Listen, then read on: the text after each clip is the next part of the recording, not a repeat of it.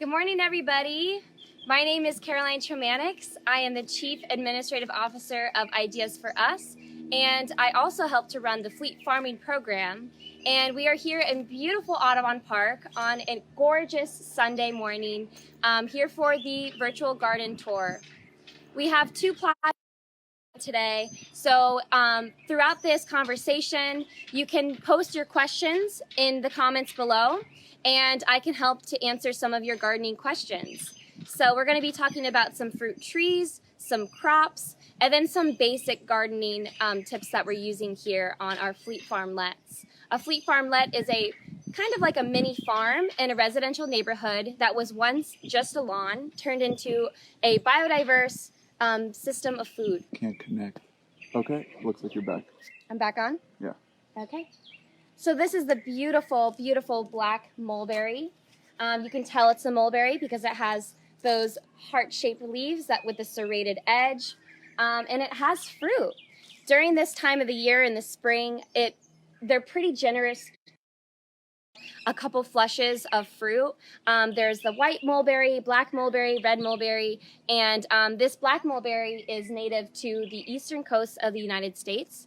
So this is one plant that we really love to grow. If we look around here, we can see some of the fruits. So right here you see the kind of yellowish fruits. They'll start to turn white, then they will turn to a reddish color. And then when they're red and they're black and ready to eat, they kind of taste like a blackberry. Here is one actually. Oh, look how gorgeous that is. So I'll just pick that from the tree, and it just gives so easily when they're ripe. Good morning. We love our bikers in the neighborhood. We try to say hi to everybody. So this is the black mulberry. It looks like almost like a long blackberry. And each one of these little pods are full of seeds. That's why when the birds come to eat it, they get populated throughout our landscape when the birds drop the seeds. I'm gonna eat it right now because it's so good. Super good. Another reason why I love mulberry, besides the flavor is just absolutely amazing, is that it does really well from cuttings. Well, from planting that from the bucket of water, it'll grow some roots on that, and then you can plant that into a pot of soil or into a garden and start your own clone of the beautiful mulberry tree. And so that's plant propagation.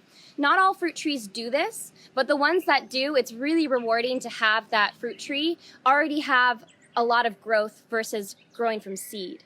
So it kind of speeds up the timeline a little bit for gardeners. So that's kind of a fun thing that if you learn about plant propagation, you can learn what plants you can propagate from cuttings. And it's a fun way to start your garden on a good foot with growth already from the plant. I'm going to move on to the next plant. We're going to go over here and we're going to go talk about the bananas off the bottom of the mother. So as you can see down here, we'll go a little lower.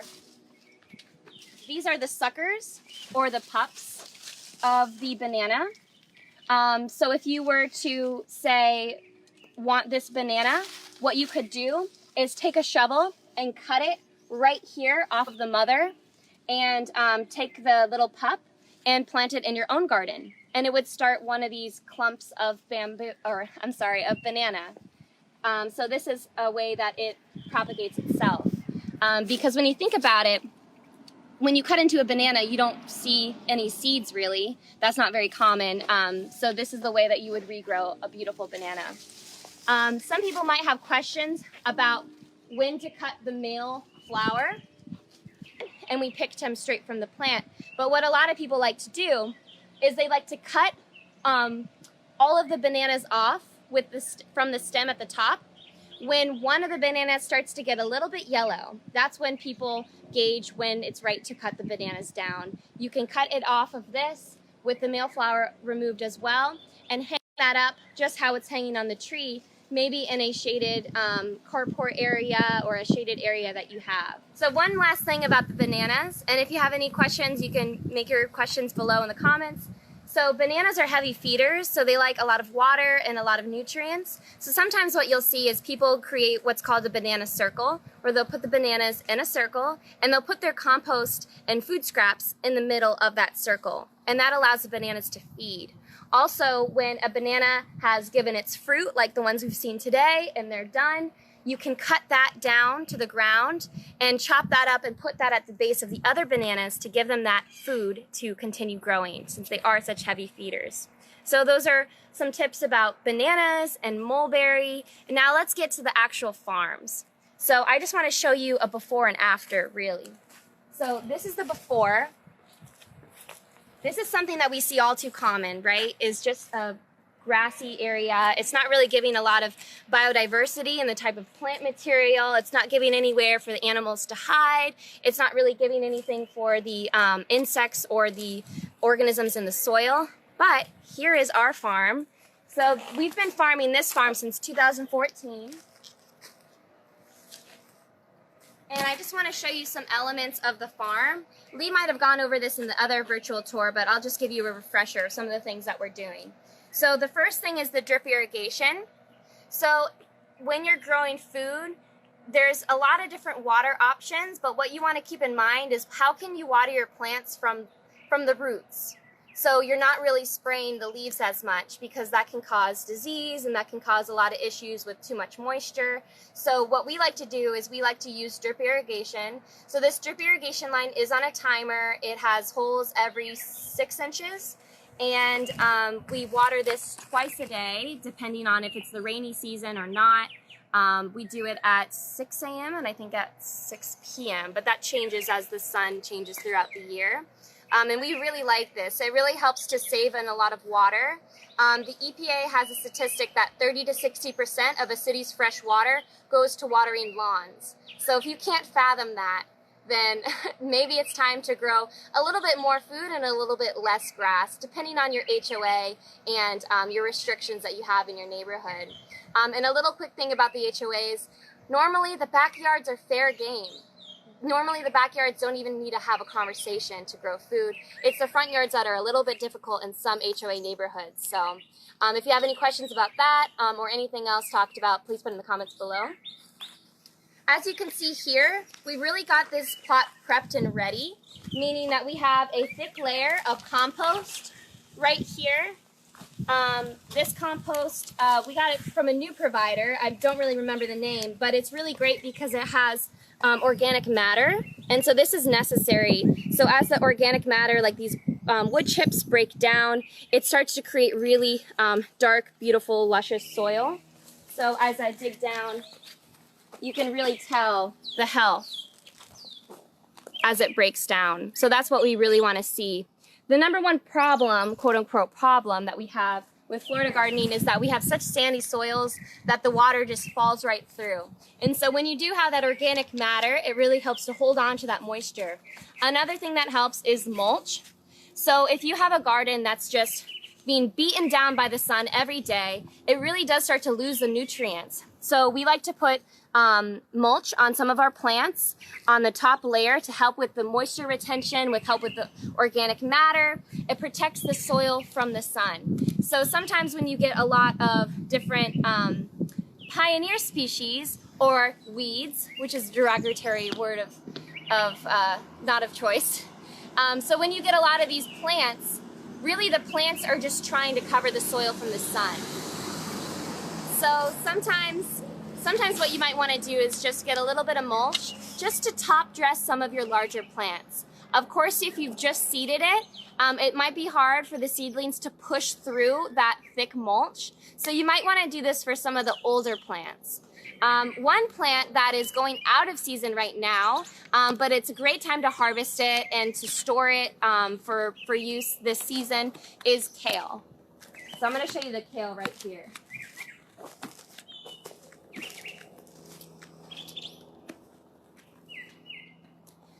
So this is our beautiful Toscano kale.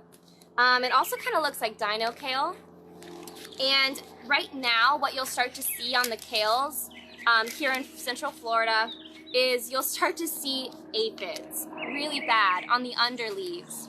So with a plant, the newer leaves start in the beginning of the plant and the older leaves are on the outside. So sometimes on the outside of the plant, you'll start to see the bugs start to attack these leaves first. And it's part of the natural cycle really, because it's the end of the road for the kale here in spring in Florida. So in a way, the insects are really doing their job to help break down this plant material. If you wanted to forego them a little bit longer, what you could do is think about getting more airflow around your kales. So different insects like ladybugs who eat the aphids can come and help to clean some of them up. When it's a little bit more easier for the ladybugs and other insects to navigate when there's a little bit more air. So what we like to do to extend this season of the kale a little bit longer is we like to remove the outer leaves around the sides that might be damaged, that might have some insects, that might be stopping some of the airflow. And after we do this, we'll come in with something really natural like neem oil, and we'll spray them really good. So neem oil is derived from the neem tree. It's one of the more natural pesticides, I guess you would call it, maybe just a pest deterrent. And what it does is it creates kind of like a slippery surface on the kale, so then the insects don't really want to be there. So the inside of this plant looks like it doesn't really have any insects on it, but on the outer leaves it does. So I would make sure to really spray the bottom of these plants. Keep in mind that if it rains over the next few days, I'm going to have to come out and spray it again.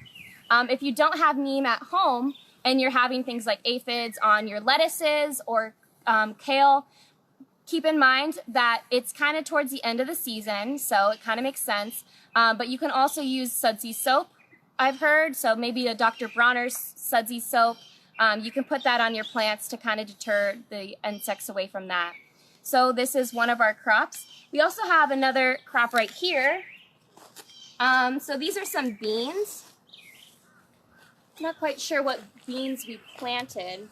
But beans really help to add nitrogen to the soil. What that means is it really helps with the growth of plants, which is nitrogen. So on a lot of fertilizers on the bag, you'll see NPK. That stands for nitrogen, phosphorus and potassium. I think I got that right. And so beans naturally add nitrogen to the soil. So in a time where we're trying to regenerate things before summer, beans are one of the things that we like to turn to. A really great bean that grows kind of in a bush is called a pigeon pea. So if you can get your hand on a pigeon pea, they do very well in Florida. They don't need a lot of attention and is very much recommended, is the pigeon pea.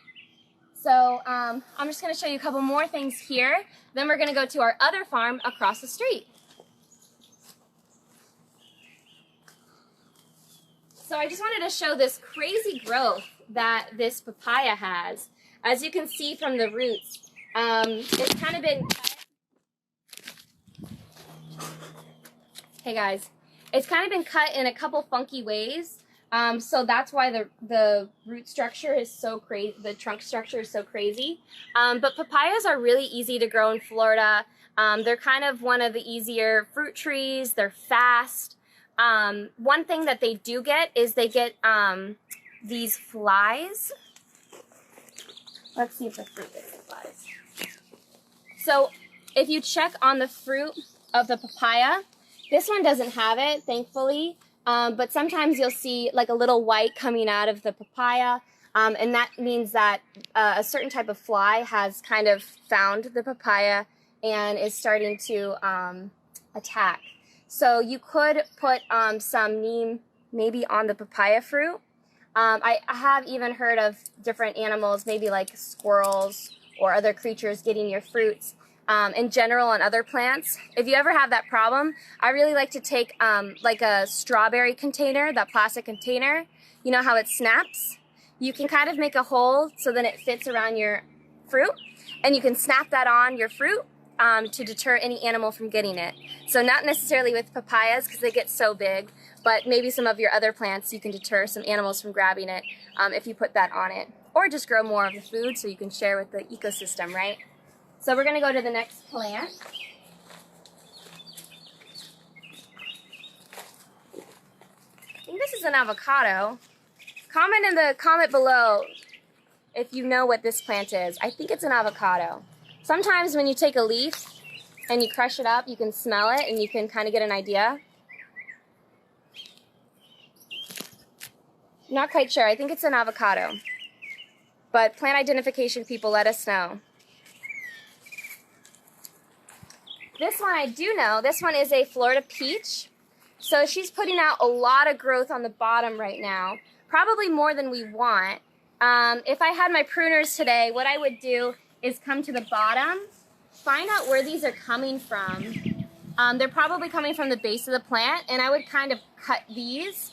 Plants are all about energy, whether they're putting the energy towards flowering, fruiting, creating roots, creating new growth, as in leaves.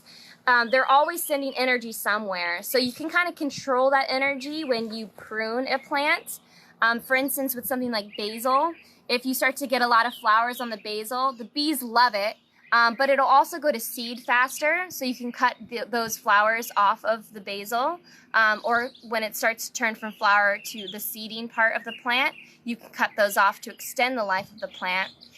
Also, when we talked about plant propagation, when you're taking a cutting of a plant, if you cut the top of the plant, it sends energy down.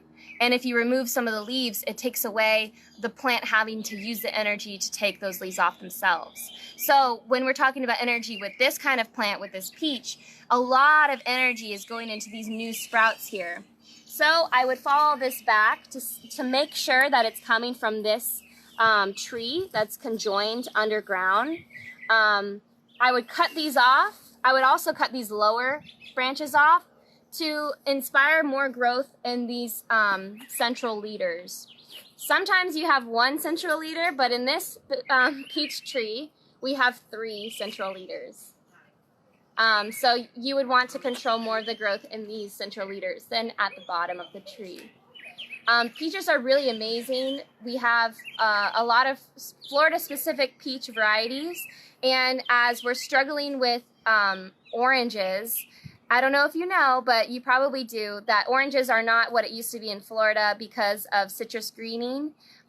It's really taking the orange industry by storm because it doesn't allow the fruit to get orange. It stays green because of this little tiny insect that goes from plant to plant.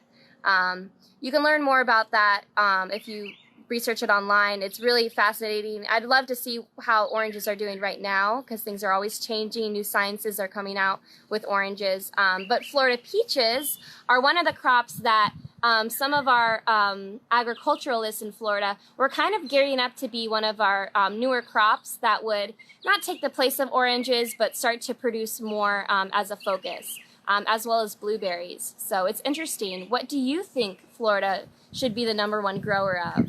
Is it moringa, yucca, cassava, maybe things that aren't necessarily from here?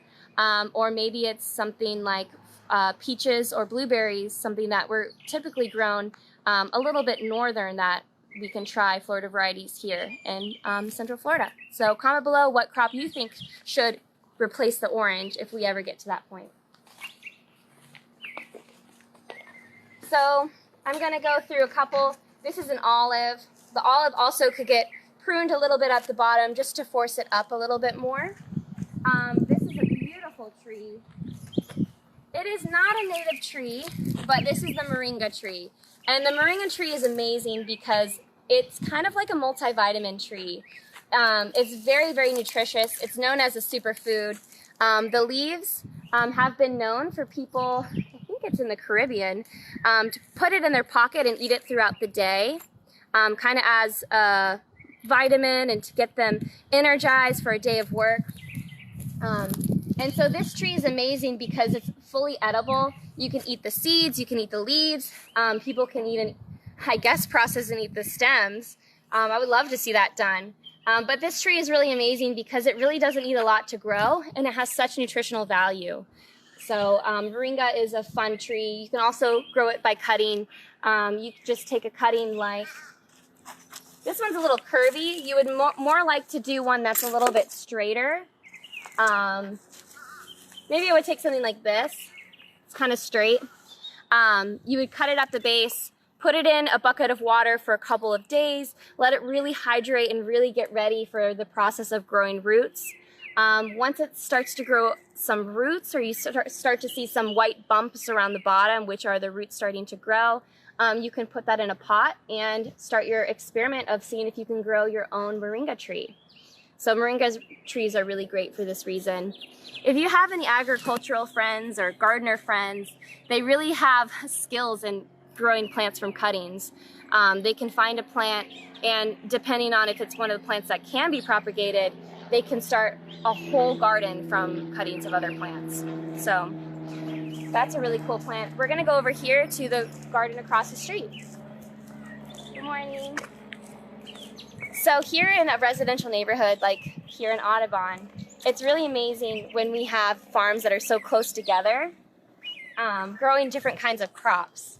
So just imagine what it would be like if everybody grew food at home, whether that was one fruit tree or a farm like this, where you have raised rows of compost with different vegetables and flowers in between. One of the things that I really like about this plot is that it kind of has a little bit of everything. It's in full sun, so that's necessary. But what it also has is more long-term vegetables. So this is sorrel. Sorrel lasts a little bit longer than the other greens. It has a lemony taste. It's absolutely delicious. It has a lemon flavor. It's just so good. I'm gonna give it to the cameraman. Here you go. So sorrel is one of the greens that I would recommend. Unlike some of our other greens, sorrel is doing great right now. We're not having a lot of pest problems. Again, it has that lemony flavor, and yeah, the crop is just doing really great. When you want to harvest the sorrel, you can take the outer leaves, because remember, the new growth starts on the inside of the plant. So like this little baby leaf should stay intact to keep pushing out that growth from the middle out. So you can harvest the leaves around. Also, what's common is cutting like this, cutting just the tops off. But I think that cutting the leaves around keeps the integrity of what it actually looks like of the leaf. It's kind of a really cool leaf. Kind of looks like something like an arrowroot, or maybe even a elephant ear. It's not, I don't think it's related, but the leaf kind of looks similar. So I'm gonna give you another reason why I love this plot. So we have our greens. We also have our herbs. This is dill. All of our dill has gone to seed, so today would be the day that we collect all of our seeds. Isn't it amazing that one seed can grow so many seeds from that? And that's kind of like the circle of life right there. Dill seeds do very well. They're one of the herbs that from seed are the easiest to grow, in my opinion, and they have a lot of reward. So you can eat the greens as an herb. You can also leave the flowers to bloom for our pollinators, and then grow the seeds for next year. Not every crop grows a good amount of seeds of a high quality that you can keep it going every year, but I feel like dill really gives out a good crop of seeds. So maybe we wouldn't have to purchase seeds for this plot if we harvested right now. So dill is really high on my list of herbs, or plants in general. If I had to pick a top 5 plants that I would really like to grow in the spring, dill is one of them for sure. I really like the flavor too. This is that pigeon pea I was talking about. As you can see, it doesn't look like a normal pea. It's kind of like a bush. And these are the pods. They start off like a little bit reddish. And as they dry on the plant, they look like this. Oh, look, a ladybug. Good luck. Once the peas are ready, you can crack them open and eat them just like regular peas. So you can soak them in water to rehydrate them and then cook them on the stove just like other normal peas. So this is a really great perennial legume. We have a question. Yes. Somebody's asking where to get trees, where to get a mulberry tree. I love mulberry tree. So one of our favorite growers, we have a couple favorite growers. So depending on your area, so A Natural Farm is in Howling the Hills. So it's a little bit of a trek from Orlando. They're amazing. They have the best quality fruit trees, really, really great stuff. And the people that work there are super, super sweet. Also, South Seminole Farm and Nursery, again, really sweet staff. They have a cat that lives at the nursery that's very friendly. And I'm pretty sure that they have mulberries as well. And that's more towards northern Orlando, I believe. And then if you're more towards West Orlando, Biosphere Nursery is an awesome nursery. They also have a nursery cat. And they sell mulberries and other fruit trees and other native plants as well. So those are some of our recommended nurseries for mulberry trees. Support local businesses. Yeah, support local businesses. They're still open. They're still open. So the final reason why I love this plot so much is because we incorporated some native plants. We received a grant to bring some native flowers to our farms, and this is an example of it really thriving. We see a lot of bee activity, a lot of butterfly activity, and other pollinators. If you didn't know, wasps are also pollinators. They have a place in our ecosystem. They're good. Wow, that's so amazing, this bee that I'm seeing right now. So excited. So the flower that this bee has landed on is called the blanket flower. Blanket flowers are native to Florida. They really like drier, sandy soils. When they have done their process of flowering and they're ready to go to seed, these little Dr. Seuss looking seed pods fill up with seeds and they fall out of the little crevices. This one seems like you can see them right now. And so these will go to other areas to regrow. So blanket flower is a really great one. If you're looking to get started with Florida natives, I would definitely check out the Florida Native Plant Society and also Florida Yard. I think it's called myfloridayard.org, and it can give you recommendations on the type of sun, soil moisture, what you're looking for out of a plant to give you recommendations of what kind of Florida natives to grow. So it's really great to incorporate natives and food and herbs and perennial plants like the pigeon pea and fruit trees. This is a banana like we talked about on the other plot, all together to create this system of food. And this is really a great example of what we're trying to do here with Fleet Farming. We're not trying to be like a regular agriculture program that's growing a monoculture of food, meaning that one crop over a large area of land. We're trying to have a biodiversity in the type of plants that we use, and we're trying to give back to the environment too. As you see this plant behind you, this is a Florida native called Cassia.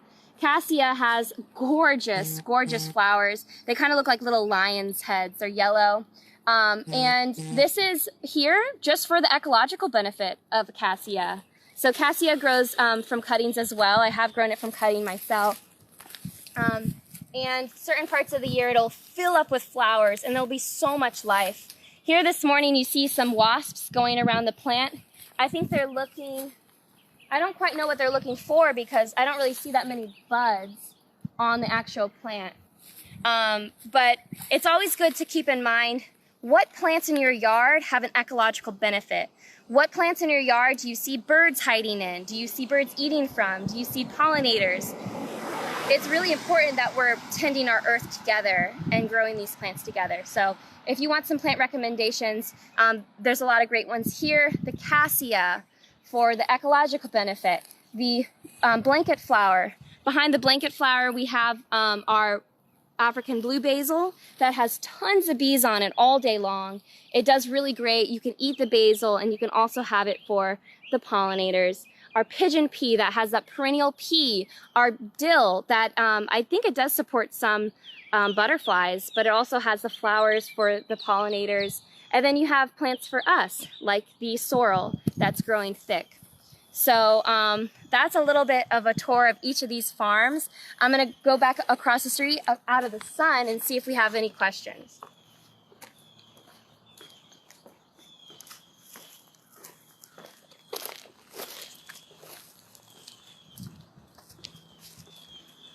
Okay, back to the mulberry tree. So if you see this leaf and you see some fruit, you might have learned that this is the mulberry tree. It's also at Mead Gardens. There's a really beautiful big one. Shout out to Mead Gardens. They're a really great botanical garden that I think they are still open right now. All right, do we have any questions? No questions. Awesome. Well, thanks guys. It's a beautiful Sunday morning. The wind is blowing a little bit. Our flowers seem to be in bloom, and we're just enjoying the last days of spring before we get the summer heat start to roll in. So thank you guys so much for joining me. My name is Caroline from Fleet Farming. I thank you for being interested in gardening, and I hope that you feel empowered or a little bit more inspired to grow food at home. So thanks guys, and I hope you have a beautiful Sunday. Bye.